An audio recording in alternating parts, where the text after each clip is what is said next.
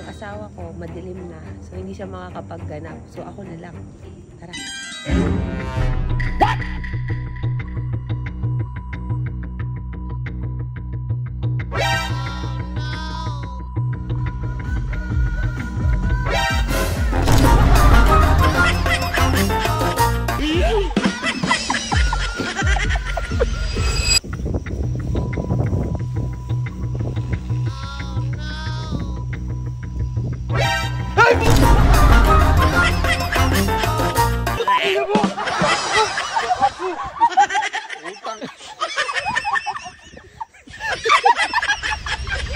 Experience ko rin daw, sabi nila ako.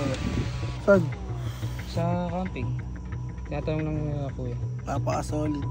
Solid.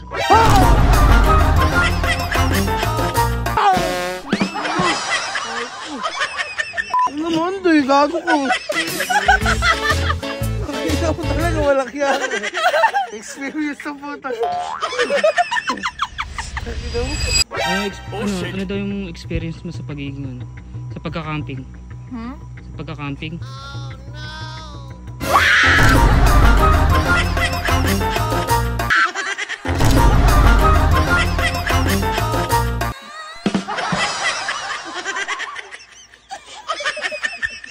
Wala ako experience.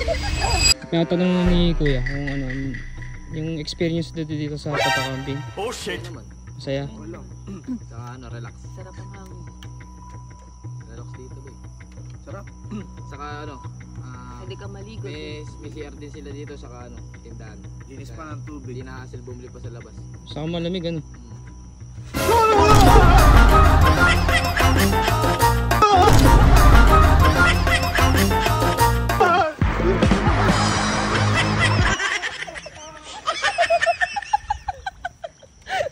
Masaya na experience nila. Ewan ko na lang ngayon kung after nito. Napatanong niya ni Kuya Norbin kung ano, mga nag-experience na dito sa pagka-camping. Oh shit. Wala. Ano lang. Wala. Pagkagabi. Nakapagod? Hindi, pagkagabi yung... Ayaw ko kung baka, gano'n. Wala ko. Pero masarap, masaya. Siyempre, Pagka- masaya talaga yun. Oh. Sarap talaga, yeah. Nakapagod nga.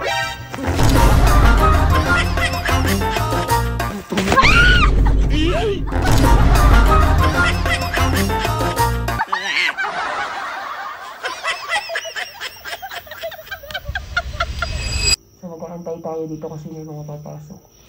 Kahit abutin tayo ng ilang oras. A few moments later.